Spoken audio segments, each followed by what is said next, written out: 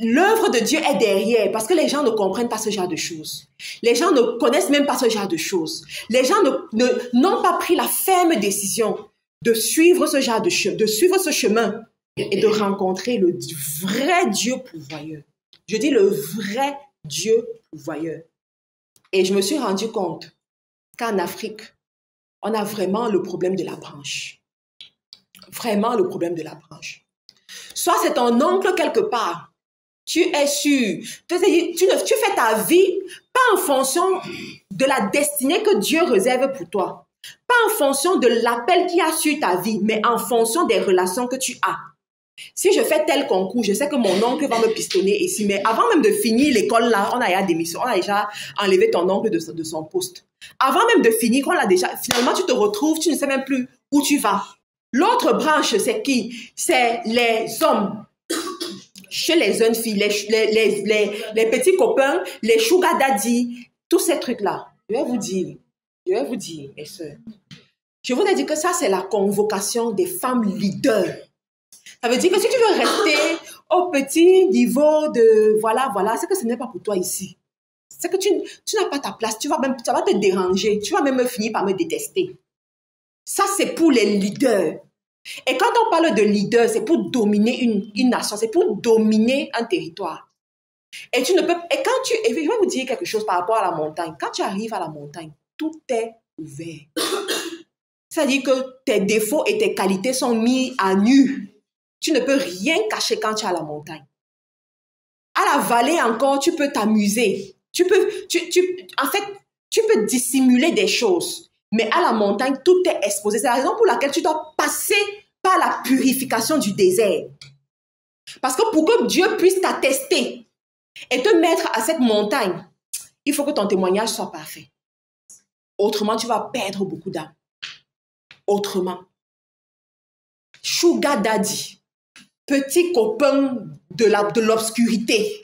Si ce n'est pas l'obscurité, tu ne peux pas le voir. Si ce n'est pas le noir, le noir, tu ne peux pas le voir. Et on s'accroche dessus pour garder une certaine face. Moi, je vais te dire aujourd'hui, Dieu te dit, lâche cette branche. Lâche cette branche. Si tu sais que Dieu t'a appelé à des grandes choses, si tu sais que Dieu t'a appelé dans les nations, s'il y a cette petite voix en toi qui te dit que tu n'es pas né pour rien, que ta vie doit compter, que Dieu veut t'amener à des hauteurs, s'il te plaît, montre que tu t'aimes toi-même et fais ce qu'il y a à faire. Le désert, c'est le lieu de la pauvreté. Le lieu où, si d'habitude, tu mangeais 3 repas par jour, tu n'arrives plus à manger 3 repas par jour. Les choses sont difficiles, les choses sont dures. C'est compliqué. Tu pries, tu as l'impression que Dieu ne t'entend pas. Tu fais des jeûnes, des prières, tout ce que tu peux imaginer. On t'impose les mains, tu as l'impression que Dieu ne t'entend pas. Je vous ai dit qu'il faut d'abord connaître la rencontre avant de passer dans le désert. Pourquoi? Parce que quand tu arrives au désert et que tu expérimentes ça, Dieu se charge toujours de te rappeler le moment de la rencontre. Toujours. Parce que si tu n'as pas vécu cette rencontre-là, tu ne peux pas supporter ce désert. Tu vas te dire que ce qu'on dit là, c'est faux. Ce qu'on dit là, ça n'existe pas. Ce sont des racontages. Donc, quand tu traverses ce moment où Dieu devient sourd, je te rappelle le moment où, à ta pensée, c'était déjà réalisé. Et c'est ça qui te permet d'avancer. Dans le désert, tu vas expérimenter le Dieu sourd. Tu pries pour le mariage. C'est pas que tu es laide, tu es très belle. Les gens te draguent même. J'ai vu ça sur Facebook. Je suis tombée sur une publication comme ça sur Facebook. Une jeune fille qui exposait sa situation. Elle disait, à 31 ans, sa mère, vous êtes tombé aussi dessus? Voilà. Sa mère l'a appelée pour lui dire que, regarde, pense déjà avoir un enfant. Parce que l'âge avance. Et lorsqu'elle regarde autour d'elle, elle voit, ce ne sont que les abrutis, c'est comme ça qu'elle les a appelés, les abrutis, qui viennent la draguer et les hommes mariés. À un moment donné, elle a envie de céder et d'aller avec un homme marié, avoir un enfant et avoir la paix. Qu'est-ce qu'on en pense? Quand tu vois ça, tu sens que c'est une fille qui prie. C'est une fille qui connaît Dieu, mais qui vit quand même cette situation. Qui vit quand même cette situation. Après, ça peut être n'importe quoi. Hein. Ça peut être n'importe quoi. Vraiment des situations que tu vis, tu pries, tu demandes à Dieu de faire quelque chose, mais tu as l'impression qu'il est sourd. Tu vas expérimenter ça dans le désert. Tu vas expérimenter cette dimension de Dieu dans le désert. Mais quand c'est comme ça, qu'est-ce que tu vas faire? Tu vas bafouer tes convictions, tu vas bafouer ta foi et te donner à ça, ou bien qu'est-ce que tu vas faire? Le désert. Dans le désert, tu vas douter de ta foi. À un moment donné, dans le désert, tu vas te poser la question de savoir, est-ce que Dieu m'existe? Est-ce que ce Dieu dont on parle là, est-ce qu'il existe vraiment?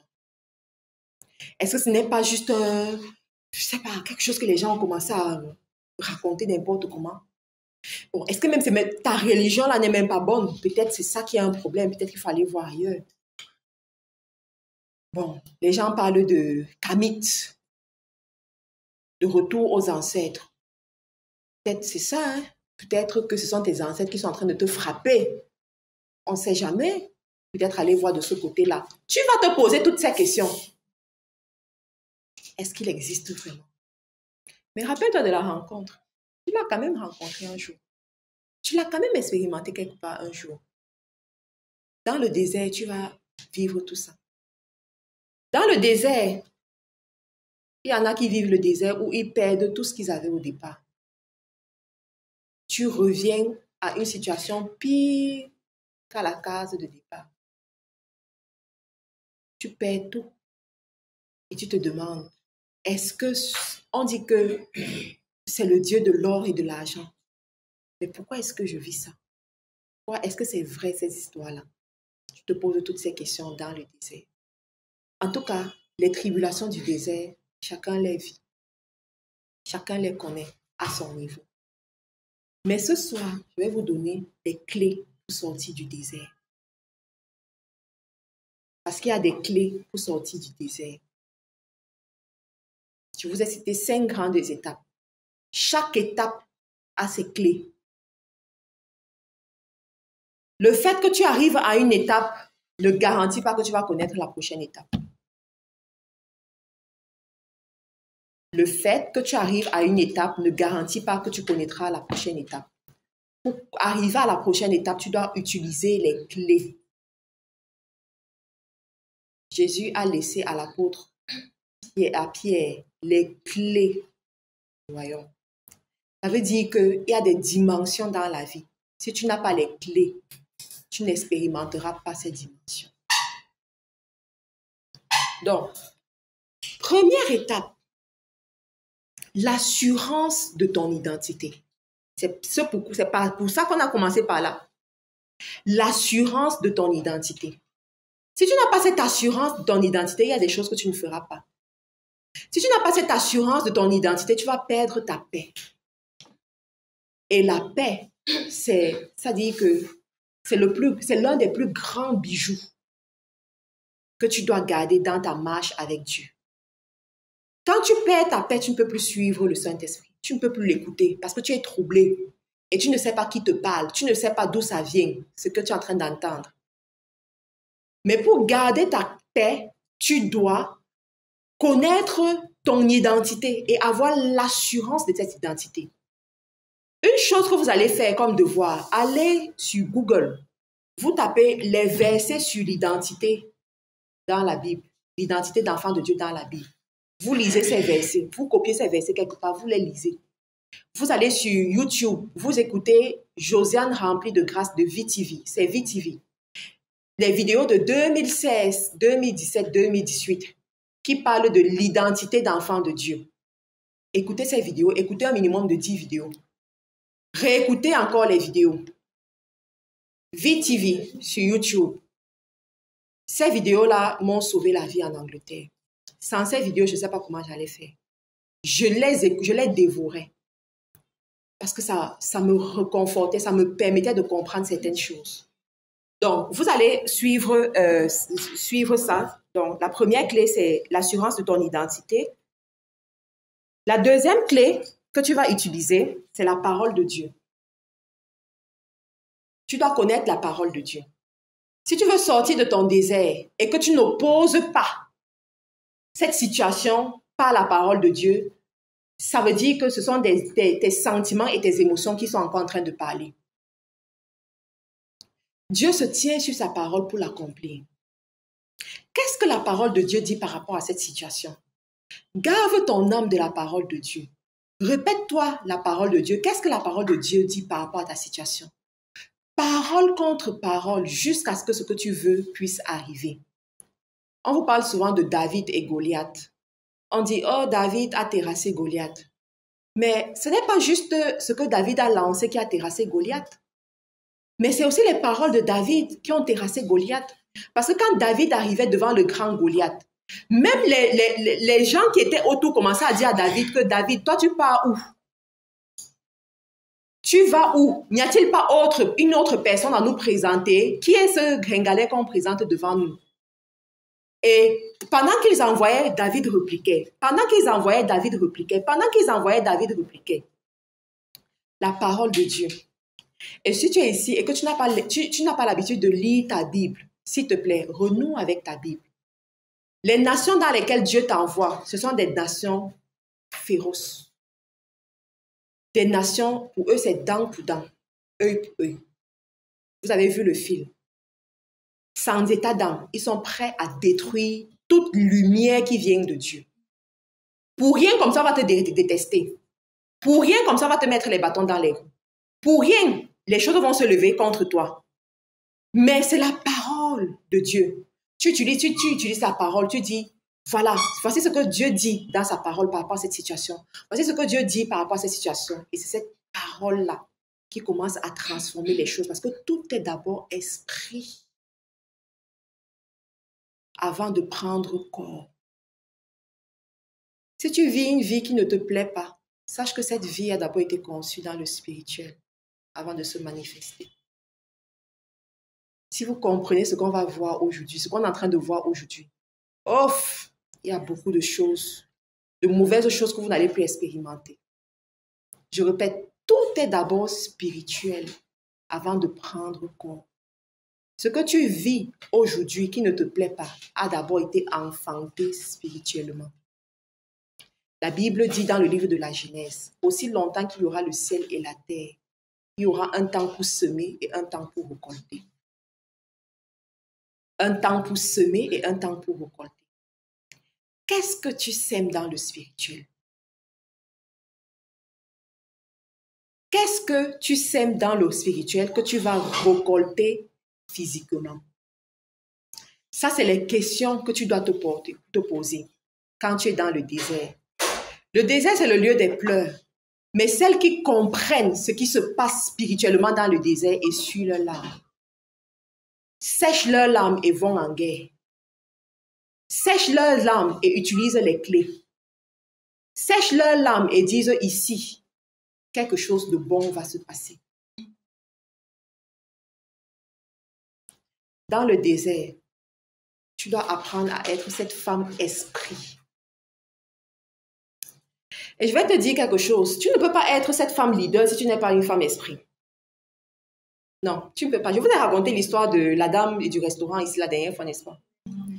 Tu ne peux pas être cette femme leader si tu n'es pas une femme esprit d'abord. Tu dois être une femme esprit. Une femme qui négocie avec le Saint-Esprit. Une femme qui perçoit les choses spirituellement. Une femme à qui Dieu peut parler. Une femme qui comprend les temps et les saisons. Si tu ne peux pas comprendre ça, c'est très dangereux pour toi. Tout se négocie d'abord dans le spirituel avant d'arriver physiquement. Et le spirituel, le règne du spirituel, c'est la parole de Dieu. La parole de Dieu, elle est créatrice. Même ceux qui font dans l'occultisme, Ils connaissent le pouvoir de la parole. Sauf qu'ils détournent ça pour faire le mal. Mais toi, en tant qu'enfant de Dieu, ne te contente pas seulement de dire « je suis enfant de Dieu, je prie, j'ai la foi ». Non, fais grandir cette foi avec la parole de Dieu. Arme-toi de la parole de Dieu pour ton cas. Ensuite, les paroles qui sortent de ta bouche, toi-même. Même quand tu ne pries pas. Le désert, c'est le lieu où tu fabriques ton futur. Je répète. Le désert, c'est le lieu où tu fabriques ton futur par ta parole. Une fois, j'ai dit à une femme que si seulement tu connaissais le pouvoir que tu as pendant que tu traverses ton désert, il y a certaines lamentations que tu ne feras plus. Il y a certaines choses que tu ne vas plus ressentir. Parce que tu vas comprendre que le désert, c'est le lieu d'incubation pour la montagne. L'incubateur, c'est quoi? C'est un endroit où on transforme. C'est un endroit où on modèle. C'est un endroit où on forme. Ton désert, c'est le lieu d'incubation pour ta montagne de célébration. Tant que tu n'as pas compris ça, tant que tu ne t'es pas laissé transformer, il y a des choses qui ne vont pas se passer. Et toi-même, tu dois envoyer ce que tu veux voir arriver dans ton futur à partir de ton désert. Ça veut dire que quand tu es dans ton désert, tu dois déjà commencer à imaginer ton futur. Imaginer ce que tu veux voir arriver. Tu dois déjà commencer à le déclarer, à négocier avec le Saint-Esprit, à demander à Dieu que voilà. Et tu fais tout ça avec action de grâce. Parce que quand tu comprends ces choses-là, ce n'est qu'une question de temps. Je vous assure, ce n'est qu'une question de temps. Ta parole, parole contre parole. Et il y a des déserts où tu vas apprendre à utiliser la parole de 4 heures du matin à 4 heures du matin. Il y a des déserts coriaces, surtout quand ça a à voir avec les limitations de famille. Quand tu sais que dans ta famille, là, c'est une autre dimension. 4 heures du matin, tu vas te lever. Tu commences à déclarer, tu commences à proclamer, tu commences à envoyer ce que tu veux. Parce qu'il y a des esprits que c'est aux aurores que tu dois dealer avec ces esprits-là. Dans le désert également, autre chose que tu vas apprendre à faire, c'est le détachement. Merci. Le détachement. Beaucoup de gens restent dans le désert parce qu'ils ne savent pas se détacher. Ils oublient ou bien ils négligent cette partie-là. Le détachement, ça veut dire quoi? Ça veut dire que tu acceptes de tout perdre pour Dieu. Quand tu es dans le désert, il y a des choses qui te manquent. Il y a des choses auxquelles tu aspires, que tu rêves à voir, que tu veux voir se réaliser dans ta vie. Mais il y a un moment du désert, quand tu sais déjà que tu es en train de sortir du désert, tu vas franchir cette étape. Tu vas accepter de perdre ces choses auxquelles tu aspires. Je m'explique. Si par exemple, dans ton désert, je prends le cas de la jeune fille qui dit elle n'est pas encore mariée, elle n'a pas d'enfant et tout, jusqu'à ce qu'elle renonce à ça. Il y a de fortes chances qu'elle continue à vivre dans son désert. C'est-à-dire que tu renonces, tu dis, Seigneur, que je me marie, que je ne me marie pas, j'accepte de te servir. Que j'ai un enfant que je n'ai pas, j'accepte de te servir. Tout ce que je veux, c'est de te servir. Si je te sers, tant mieux. Si je ne te sers pas, vraiment, je veux te servir. C'est ça ou rien. Si tu dois aller loin avec Dieu, tu dois passer par là. Mais la vérité, c'est que très peu sont prêts à le faire. Très peu. Vous voyez, la jeune fille dit, elle commence déjà, si elle a eu le courage de l'écrire, ça veut dire que c'est une pensée qu'elle considère réellement. Est-ce que je dois accepter aller avec un homme marié, juste avoir un enfant et puis basta? À ce moment, ton âme commence à te dire, te suggérer des choses. À te dire, en fait, tu peux faire comme ça. Hein. En fait, tu vois pas que les gens font ceci. Est-ce que toi, tu vas donc rester derrière? Est-ce que? Mais si tu sais vraiment avec qui tu es en train de marcher, tu dois apprendre à te détacher. C'est très difficile. Ça fait très mal. Ça fait pleurer. Ça fait que les gens les gens te prennent comme un extraterrestre même. Mais tu dois passer par là pour que Dieu t'utilise. Tu dois passer par là pour que Dieu t'amène encore à une autre dimension. Tu dois passer par là pour que Dieu te confie certaines choses. Tant que tu ne passes pas par là, tu vas expérimenter le niveau du juste assez. Mais pas l'extraordinaire divin.